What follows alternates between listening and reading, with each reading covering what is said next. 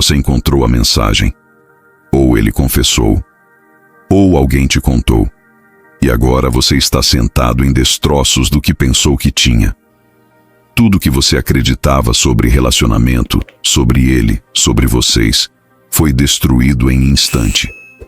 E você não sabe o que fazer. Parte de você quer sair imediatamente, nunca olhar para trás, proteger o que resta de sua dignidade. Outra parte quer lutar, reconstruir, acreditar que pode funcionar. E todo mundo tem opinião. Uma vez traidor, sempre traidor. Relacionamentos sobrevivem traição o tempo todo. Você merece melhor. Não jogue anos fora por um erro. E você está no meio de tornado emocional tentando encontrar clareza onde só há dor. A verdade sobre infidelidade é que não há resposta universal. Não há regra que diz sempre terminar ou sempre perdoar. Porque cada traição é diferente. Cada relacionamento é diferente. Cada pessoa é diferente. Mas há princípios. Há perguntas que você precisa fazer. Há processo que, se seguido honestamente, pode levar à decisão que serve você melhor. Não decisão baseada em vergonha, medo ou pressão externa. E esse processo começa não com decisão sobre relacionamento, mas com decisão sobre você. Quem você quer ser em meio a essa crise? Como você quer se olhar no espelho daqui a 10 anos quando lembrar desse momento? Marco Aurélio escrevia que não podemos controlar o que outros fazem, apenas como respondemos. Ele te traiu. Essa é a ação dele, escolha dele, falha dele. Mas como você responde? Essa é sua escolha, sua oportunidade de demonstrar caráter. E caráter não é sobre decisão específica de ficar ou ir. É sobre agir com integridade, clareza e respeito próprio. É sobre não permitir que dor te transforme em versão de você que você não reconhece. É sobre navegar o pior momento com tanta dignidade quanto possível. A primeira coisa que você precisa fazer é sentir. Não reprimir. Não racionalizar imediatamente. Não tomar decisão precipitada para escapar de dor. Mas sentir completamente. A raiva, a traição, a humilhação, a tristeza, o luto por inocência perdida. Porque esses sentimentos são válidos. São resposta apropriada à violação profunda, e você não pode processar o que não permite sentir. Então dê permissão a si mesmo para estar destruído temporariamente. Para chorar, para gritar, para não estar bem, porque você não está bem. E fingir o contrário só prolonga a agonia. Mas sentir não significa agir impulsivamente de lugar de emoção pura. Sentir é processo interno. Agir requer pausa. Então sinta tudo. Mas não tome decisões grandes imediatamente. Não mande mensagens vingativas. Não conte a todos que conhece. Não queime tudo em momento de fúria. Porque decisões tomadas em pico emocional são frequentemente lamentadas quando névoa levanta. Sinta. Processe. E então, quando há alguma clareza, haja. Epicteto ensinava sobre distinguir entre impressões imediatas e julgamentos que fazemos baseados nelas. Impressão imediata de traição é dor esmagadora. Mas julgamento, a narrativa que você constrói, a decisão que você toma, isso requer tempo. Requer que você não confunda sentimento com verdade absoluta, que você dê espaço entre reação e resposta. E nesse espaço está sua dignidade e sua sabedoria. A segunda coisa que você precisa é verdade completa. Porque você não pode tomar decisão informada sem informação completa. E frequentemente, descoberta inicial é apenas ponta do iceberg. Então você precisa saber extensão completa. Foi uma vez ou affair prolongado? Foi emocional, físico ou ambos? Houve outros? Quanto tempo durou? Com quem? E crucialmente por que ele acha que aconteceu? E essa última pergunta não é desculpa, é contexto. Porque entender o que levou à traição ajuda você a avaliar se é algo que pode ser endereçado ou se é incompatibilidade fundamental. E ele precisa estar disposto a responder honestamente. Não minimizar. Não culpar você. Não usar "não lembro" como escudo. Se ele não pode ou não quer dar verdade completa, você não tem fundação para reconstruir. Porque reconstrução requer transparência total. E se ele ainda está protegendo segredos, ele não está comprometido com cura. está comprometido com autopreservação. E você precisa decidir quanto quer saber. Alguns querem cada detalhe, outros querem apenas fatos essenciais. Não há certo ou errado, mas seja honesta sobre o que você precisa, porque saber demais pode criar imagens que te assombram, mas saber pouco pode deixar a imaginação preencher lacunas de formas ainda piores. Então pense sobre o que especificamente ajudará você a processar versus o que apenas adicionará sofrimento sem benefício. Sêneca falava sobre buscar verdade mesmo quando é dolorosa, porque a ilusão confortável eventualmente desmorona, causando mais dano. Mas verdade, não importa quão brutal, é fundação sobre qual decisões sólidas podem ser construídas. E você merece verdade, não versão diluída, não mentiras de proteção, mas verdade completa, dura e libertadora. A terceira coisa que você precisa fazer é avaliar arrependimento versus remorso. Arrependimento é sobre consequências. Sinto muito que você descobriu. Sinto muito que estou em problemas. Sinto muito que isso está causando drama. Remorso é sobre dano causado. Eu te machuquei profundamente. Traí sua confiança. Violei compromisso. E isso é inaceitável. Primeira é sobre ele. Segunda é sobre você e relacionamento. E distinção é crucial. Porque se arrependimento é apenas sobre ser pego, sobre inconveniência, sobre julgamento social, não há base para perdão. Porque ele não mudou. Ele apenas lamenta ser exposto. Mas se há remorso genuíno, se ele entende gravidade de dano que causou, se há vergonha real não apenas por ser descoberto, mas por escolha que fez, então há possibilidade de crescimento, de mudança, de reconstrução. E remorso genuíno vem com ação, não apenas palavras. Ele termina a affair imediatamente e completamente, corta contato, está disposto a ir para a terapia, a ser transparente sobre localização, telefone e comunicações, a fazer trabalho difícil de entender por que traiu. Se ele está disposto a fazer tudo isso sem você ter que implorar, sem fazer você sentir que está pedindo demais, há chance. Mas se ele resiste, se há defensividade, se há tentativas de virar mesa e fazer você sentir que está exagerando, você tem sua resposta. Ele não está pronto para fazer trabalho necessário. Marco Aurélio nos ensina que ações revelam caráter verdadeiro. Palavras são baratas. Sinto muito pode ser dito por qualquer um.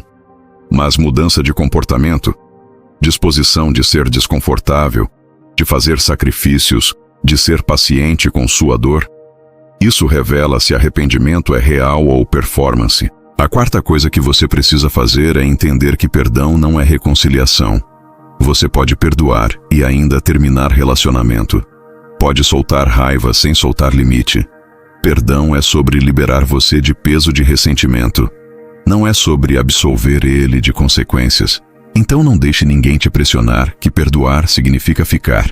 Que ser cristão, espiritualizado, maduro significa dar segunda chance. Perdão e limites podem coexistir. E você não precisa perdoar imediatamente. Não precisa forçar. Devo perdoar. É receita para perdão superficial que não cura, apenas reprime. Perdão real vem quando vem. Pode ser semanas, meses, anos. Ou pode nunca vir completamente. E tudo isso é válido, porque você foi ferida. E cura não opera em cronograma que convém outros. Você perdoa se e quando está pronta. E ninguém, incluindo ele, tem direito de pressionar. E perdão não apaga passado. Não significa que você esquece. Não significa que confiança é automaticamente restaurada. Significa que você decidiu não deixar traição definir resto de sua vida. Não deixar raiva consumir você, mas traição permanece parte de história. E se você escolhe reconstruir, é construir novo relacionamento sobre ruínas do antigo. Não retornar ao que era, porque o que era incluía vulnerabilidades que permitiram traição. E simplesmente retornar garantiria repetição. Epicteto ensinava que perdão liberta principalmente aquele que perdoa. Que segurar ressentimento é como beber veneno esperando que outra pessoa morra. E esse princípio é verdadeiro. Mas perdão é processo. E você não pode apressar. Você pode apenas abrir para a possibilidade e fazer trabalho emocional e terapêutico que eventualmente permite soltar. A quinta coisa que você precisa avaliar é se relacionamento vale salvar além da traição. Porque às vezes, traição acontece em relacionamento que já estava morto, onde conexão já estava perdida, onde ambos estavam infelizes, mas com medo de admitir. E traição, embora dolorosa, é sintoma de problemas maiores. Não desculpa, mas sintoma. E nesse caso, mesmo se você perdoa, reconstruir pode não fazer sentido porque a fundação já estava comprometida. Então pergunte honestamente. Além de traição, relacionamento era bom? Havia amor, respeito, compatibilidade? Vocês eram felizes? Ou havia anos de problemas não resolvidos, de distância emocional, de necessidades não atendidas? Porque se o último é verdade, trabalho não é apenas superar traição, é reconstruir relacionamento inteiro do zero. E isso requer que ambos queiram, que ambos estejam dispostos a mudar, e que ambos acreditem que há algo que vale salvar. E seja brutalmente honesta sobre sua parte, não como culpa, traição é escolha dele, mas como contexto. Havia coisas que você ignorou, formas que você contribuiu para a distância entre vocês, não para assumir responsabilidade por traição dele, mas para entender se há problemas relacionais que precisam ser endereçados, independentemente de se vocês ficam juntos ou não. Porque entender padrões seus ajuda você não repeti-los em relacionamentos futuros. Sêneca falava sobre autoexame como parte essencial de crescimento, e após traição, autoexame não é sobre autoflagelação, é sobre extração de sabedoria de experiência dolorosa, é sobre entender completamente o que aconteceu, por que aconteceu e o que você pode aprender. Não para justificar traição, mas para crescer além dela. A sexta coisa que você precisa considerar é o custo de ficar ou o custo de ir. Ambos têm custos. Ficar significa trabalho imenso, meses ou anos de reconstruir confiança, de lidar com gatilhos, de momentos onde dúvida ressurge, de ter que explicar para outros por que deu segunda chance. E não há garantia. Você pode fazer todo o trabalho e ainda decidir eventualmente que não consegue, que confiança está quebrada demais, e terá investido tempo, energia, emoção em tentativa que não funcionou. Mas ir também tem custos. Luto por relacionamento que teve momentos bons, logística de separação, impacto em filho se houver, impacto financeiro, ter que recomeçar, medo de nunca encontrar alguém, e peso de sempre se perguntar: e se tivesse dado chance? E se pudesse ter funcionado? Porque você não pode saber contrafactual. Não pode saber o que teria acontecido se tivesse escolhido diferente. Então não há escolha sem custo. E você precisa aceitar isso. Não há caminho fácil aqui. Há apenas escolha sobre qual difícil você prefere. Difícil de reconstruir sem garantia? Ou difícil de começar de novo sem certeza? E resposta depende de você, de seus valores, de sua capacidade, de onde você vê mais possibilidade de eventualmente encontrar paz. E você não precisa decidir imediatamente. Pode criar espaço temporário, separação enquanto você processa, terapia individual e de casal, tempo para ver se há mudança real nele, se há capacidade sua de imaginar futuro juntos. Porque decisão tomada sob pressão, seja pressão dele, de família, de amigos ou de si mesma, é decisão que você pode lamentar. Melhor tomar tempo. E se alguém pressiona você a decidir rapidamente, provavelmente tem agenda. E você não serve agenda de ninguém. Serve a si mesma. Marco Aurélio nos lembra que pressa é inimiga de sabedoria, que decisões importantes requerem deliberação. E decisão sobre relacionamento após traição é tão importante quanto qualquer decisão que você tomará. Então não permita que impaciência, sua ou de outros, te apresse além de seu ritmo de clareza. A sétima coisa que você precisa fazer, se decide tentar reconstruir, é estabelecer termos claros. Não voltar para relacionamento como era, mas criar novo acordo. E esse acordo inclui não negociáveis. Transparência total. Acesso a telefone e comunicações não como direito permanente, mas como parte de reconstruir confiança. Terapia de casal. Possivelmente terapia individual para ele endereçar o que seja que levou à traição. Mudanças concretas em comportamento, rotinas, amizades, se essas contribuíram. E consequências claras, se houver traição novamente. Se acontecer novamente, termino imediatamente, sem discussão, sem segunda chance adicional. E você precisa estar preparada para seguir através. Porque estabelecer limite que você não mantém, ensina que limites são vazios. E se ele trai novamente sabendo consequência, você tem sua resposta definitiva sobre caráter dele e probabilidade de mudança real. E reconstrução é lenta. Confiança não retorna em semanas. Retorna em meses ou anos de comportamento consistente, de promessas cumpridas, de transparência mantida. E haverá retrocessos. Dias onde você não consegue confiar, onde dúvida é esmagadora, onde você questiona se vale esforço. E esses dias são normais. Não significam que reconstrução está falhando. Significam que estão humanos trabalhando através de trauma relacional profundo. E gentileza consigo mesma nesses dias é essencial. Epicteto ensinava sobre perseverança em caminhos difíceis quando escolhidos por razões certas. Se você escolhe reconstruir por razões certas, não por medo de estar sozinha, não por pressão, mas porque genuinamente acredita que relacionamento vale e que mudança é possível, então perseverança, através de dificuldade, é virtuosa. Mas se você está perseverando por razões erradas, coragem está em admitir e mudar curso. A oitava e final coisa que você precisa entender é que você não controla resultado. Você pode fazer tudo certo, trabalhar na reconstrução com comprometimento total e ainda decidir eventualmente que não consegue. Ou ele pode mudar genuinamente e vocês podem criar relacionamento mais forte que antes. Ou você pode terminar imediatamente e construir vida melhor sozinha. Não há como saber antecipadamente. Tudo que você pode fazer é agir com integridade.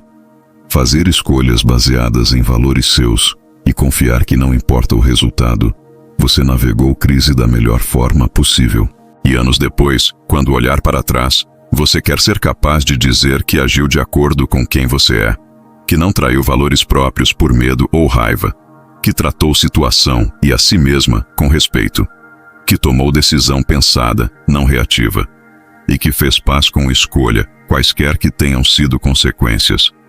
Porque isso é tudo que você controla.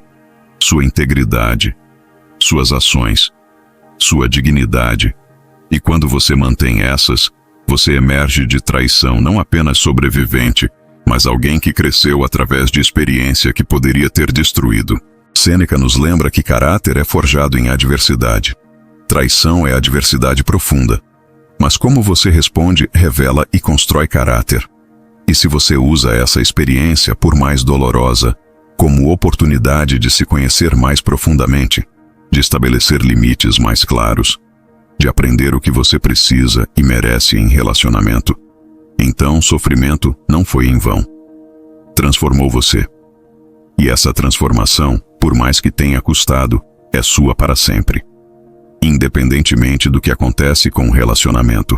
Se este vídeo te deu clareza sobre navegar traição com dignidade, inscreva-se. Ative o sininho para conteúdo sobre crises relacionais e crescimento. Compartilhe com alguém navegando essa dor. Não há vergonha em ser traído. Apenas escolhas sobre como responder. E você pode escolher sabiamente. Nos vemos no próximo vídeo.